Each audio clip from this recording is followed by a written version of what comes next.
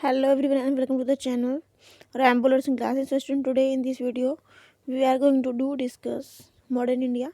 Okay modern India में हम polity and economy को जो हम डिस्कस कर रहे थे, इससे पहले मैंने आपको कुछ जो है मैंने आपको पढ़ाए थे स्टेट जो कौन कौन से थे उनको हम समझेंगे।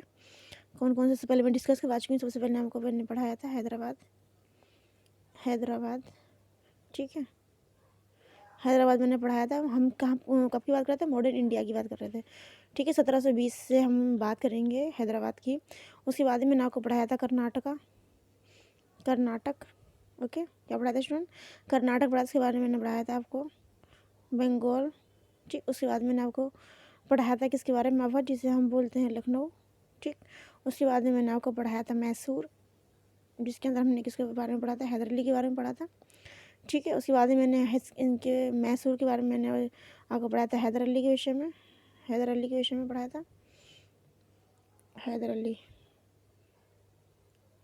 विषय में पढ़ाया था हैदर अली। उसके बाद में इनके जो बेटे थे उनके नाम टीपू सुल्तान के विषय में हमने पढ़ाया था। और देखिए मैं आपको कौन कौन से टॉपिक जो डिस्कस करवा चुकी हूँ। सबसे पहले हैदर अली, दूसरा है कर्नाटका, तीसरा है बंगाल और चौथा है अवध। और मैंने आपको पढ़ाया था मैसूर के अंदर जो मैंने आपको स्टोरी बताई थी हैदर अली की बताई थी। इसके बाद मैंने इनके ही जो पुत्र हैं उनके विषय में पढ़ाया था, जिनका नाम था टीपू सुल्तान। ठीक है, हैदर अली ने कहाँ कहाँ क्या क्या किया है, किस किस समय तक इनकी अगर बात की जाए, मैंने आपको पढ़ाया था 1556 इनका जो है बर्थ हुआ था। कहाँ पे? कर्नाटक में 1565 में इनका जन्म हुआ था।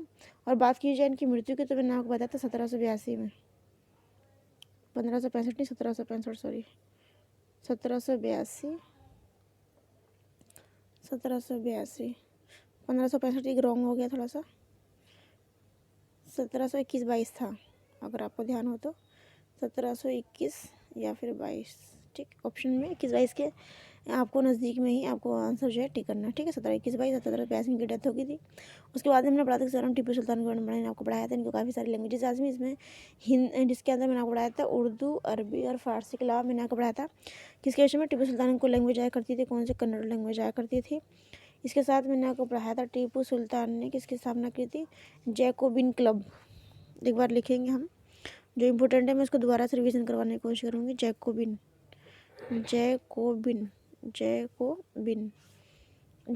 क्या था ये? क्लब। जैकोबिन क्लब की जो है स्थापना किसने की थी?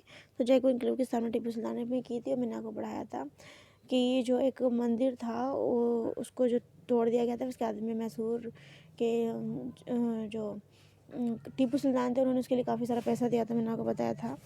ठीक है, और काफ़ी सारी इन्फॉर्मेशन मैंने आपको दी थी। लेकिन आज हमारा जो मेन टॉपिक है जो है वो केरला है। क्या है? तो हम आज किसको डिस्कस करने वाले हैं? केरला को डिस्कस करेंगे। अगर मैं आपको दोबारा बता दूँ, मैंने आपको पढ़ाया हैदराबाद, कर्नाटका, बंगाल, अवध, मैसूर के अंदर मैंने हैदर अली के बारे में डिस्कस करवाया। वहीं टीपू सुल्तान के विषय मैंने आपको डिस्कस करवाया। ये मैं आपको 2 4 6 करीब मैं आपको 6 टॉपिक करवा चुकी हूँ। आज हमारा 7वां टॉपिक है। 7वां टॉपिक चलिए इसके अंदर हमारा आता है केरला। ठीक है, केरला को हम डिस्कस करेंगे। तो चलिए ये देखिए मैं आपको ये सभी हैदराबाद, कर्नाटका, बंगाल, अवध, ये सब मैसूर और केरल क्यों पढ़ाना चाह रही हूँ? क्योंकि जब मल्टीपल टाइम के क्वेश्चन पूछा था मिडिवल हिस्ट्री में से इन्हीं जो स्टेट जो है इन्हीं में से जो है पूछे जाते हैं क्वेश्चंस कि अंग्रेज़ों ने किस टाइम किस तरीके से जो है इंडिया के अंदर अपने सिक्का जमाया, किस तरीके से उन्होंने अपना आपको यहाँ पे स्टेबल किया। ठीक है, तो हम आज का हमारा टॉपिक है केरला, तो डिस्कस करेंगे। तो चलिए चलते हैं, लेट्स सी केरला। ओके, तो देखते हैं हम किसके विषय में? केरला के विषय में। तो पढ़ते हैं हम केरल। जैसा कि आपको स्क्रीन पर नज़र आ रहा है क्या लिखा हुआ है केरल। तो देखिए यहाँ पे क्या क्या चीज़ बताई गई। 18वीं सदी की बात की गई है। 18वीं सदी की शुरुआत में केरल जो है प्रमुख राज्य जो थे उसमें 4 थे केरल के अंदर। केरल छोटा सा है लेकिन इसके अंदर 4 क्या हुआ करते? स्टेट हुआ करते थे उस ज़माने में। 18वीं सदी की बात की जा रही है। पहला क्या है? कालीकट, दूसरा क्या है? चिरक्कल और थर्ड वन इज जिसे हम बोलेंगे कोचीन, जो कि कोचीन का एक बंदरगाह है। ठीक है, क्या है? एक डॉकयार्ड है। ठीक है, उसके बाद में फोर्थ वन इज जिसको हम बोलेंगे त्रावणकोर। क्या है? त्रावणकोर। ये कौन से हैं? 4 और केरल के प्रमुख जो है स्टेट हैं। ठीक है, अब हम देखिए इनके बारे में समझेंगे थोड़ा सा, इनकी विशेषताएं क्या हैं। त्रावणकोर राज्य जो है राजा मार्तंड वर्मा के नेतृत्व में प्रतिनिधित्व मिली। मतलब मार्तंड वर्मा ने लीड किया था किसको? त्रावणकोर जो राज्य था, जो स्टेट था उसको। ठीक, उसने डचों को हराकर किसको? डचों को एक सीक्वेंस आता है कि इंडिया में कौन कौन लोग जो है पहले आए थे, इसमें सीक्वेंस में लगाना होता है। तो हम इसको याद करेंगे। ट्रिक मैं आपको बता देती हूँ। देखिए कौन सी है ये ट्रिक है। इस ट्रिक के माध्यम से आप कभी भी इस सीक्वेंस में जो है कभी भी फेल नहीं होंगे। इसमें सीक्वेंस में क्या होता है, इसमें पूछा जाता है कि इंडिया में कौन कौन कब कब आए, उनको सीक्वेंस में लगाइए। तो सबसे पहले आए पुर्तगाली। कौन आए इंडिया में? पुर्तगाली आए। उसके बाद में बात की जाए किसके बारे में, डचों के बारे में, तो डच आए। उसके बाद में बात की जाए अंग्रेज़ों की, तो कौन आए? अंग्रेज़ आए। उसके बाद में कौन आए? अंग्रेज़ के बाद में कौन है? फ्रांसीसी। कौन आए? फ्रांसीसी। तो ये क्या है, सीक्वेंस है जो आपको कभी भी भूल नहीं पाएंगे और एग्ज़ाम में 100% दिखाएंगे। पहले मैंने क्या बताया, पहले आए थे पुर्तगाली, सेकंड वन आए थे डच, थर्ड वन जिसे हम बोलेंगे अंग्रेज़, फोर्थ वन जिसे हम बोलेंगे फ्रांसीसी। तो हमने अभी क्या पढ़ा यहाँ पर कि डचों को हराकर मैंने यहाँ पे ये वाला जो वर्ड है क्यों मैंने आगे डिस्कस कराया, क्योंकि ये सीक्वेंस में कई बार मैंने एग्ज़ाम जो दिए हैं टीजीटी की बात की जाए तो उसके अंदर ये क्वेश्चन पूछा जाता है। यहाँ तक पीजीटी के अंदर जो हिस्ट्री मेन सब्जेक्ट के लिए है, ठीक है, तो उसके अंदर भी इस तरह का क्वेश्चन पूछा है, तो इसलिए मैंने ये क्वेश्चन आपको बताया। ठीक है, तो पहले कौन है? पुर्तगाली, डच, अंग्रेज़, के बाद में फ्रांसीसी। ये हमारा कंप्लीट हो गया। उसके बाद में हम आते हैं अपनी उस लाइन पे जहाँ पर हम क्या कर रहे थे, डिस्कशन कर रहे थे किसके बारे में। हमने पढ़ा था कि डचों को हराकर, तो किसने हराया था डचों को? त्रावणकोर स्टेट में, जो केरल का एक हिस्सा था, केरल का एक स्टेट था, वहाँ पर जो है किसने? मार्तंड वर्मा ने जो है डचों को हराकर केरल में अपनी राजनीतिक पॉलिटिकल रूप से अपने आप को स्टेबल किया, राजनीतिक सत्ता को समाप्त कर दिया। डचों को हराकर उनकी राजनीतिक सत्ता को समाप्त कर ली और अपने हाथ में सत्ता ले ली।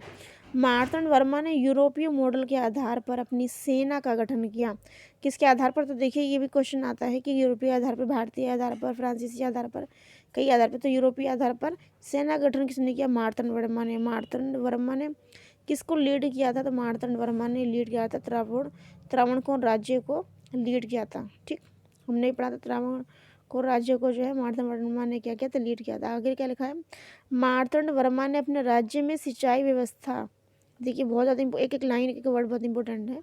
तो मार्तंड वर्मा ने त्रावणकोर में या फिर अपने ही राज्य में कहा जाए तो सिंचाई व्यवस्था और नहरों का भी निर्माण करवाया। इसके साथ ही विदेशी व्यापार को बढ़ाने का भी इन्होंने भरसक प्रयास किया। मार्तंड वर्मा का जो उत्तराधिकारी था, जो उनका उत्तराधिकारी जो था वो कौन था, मतलब उनके बाद जो उत्तराधिकारी बना वो कौन था? कार्तिक तिरुनल राम वर्मा।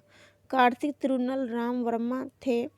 वो क्या थे? एक प्रसिद्ध जो फेमस क्या थे? पोइट भी थे, एक क्या थे? एक सिंगर भी थे, और इसके साथ साथ एक हीरो भी थे, अभिनय करने वाले भी थे, अभिनेता भी थे। वह अंग्रेजी में किसकी बात हो रही है यहाँ पे? कार्तिक तिरुनल राम वर्मा की, जिनके अंदर क्या क्या क्वालिटीज़ थी, वो एक पोइट भी थे, एक सिंगर भी थे, इसके साथ साथ एक क्या थे? अभिनेता भी थे, रोल मॉडल भी थे।